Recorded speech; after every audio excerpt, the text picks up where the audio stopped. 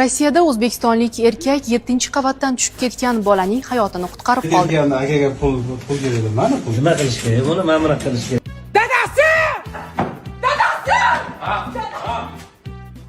O'tiringda! O'tiringda! Dadasi Rossiyaga ketasiz. Hozir ketasiz. Borib stroyga ham ishlamaysiz. Suvarchilik ham, malyarlik ham qilmaysiz. Dvornik bo'lasiz. Mana hayronlar tepadan bolani ushlab olib, qarang milliarder bo'lib ketdi.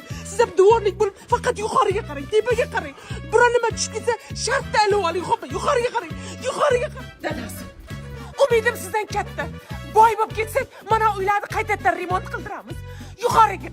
Dadasi, remont qilamiz. Yuqoriga qarang dadasi. Ha. Topishgan almashtirib. Ay boy bo'lib ketsangiz o'shalarda tufli olasiz. Yuqoriga dadasi. Yuqoriga qarang. Ana dadasi, nima qildi? Ildingizmi? Tushmadimi? Bugun hammi? Mayli dadasi, yuqoriga qarang. Noumid shayton. Umidimiz katta sizdan.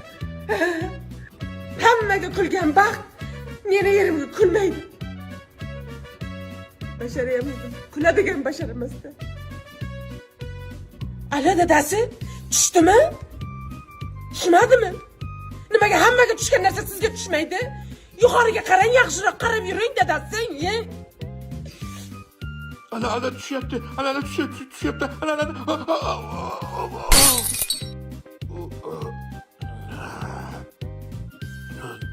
Nima ekan bu? Axlat tushibdi-ku. Hech bo'lmasa bir pishak tushsa ham mayli edi. You got no.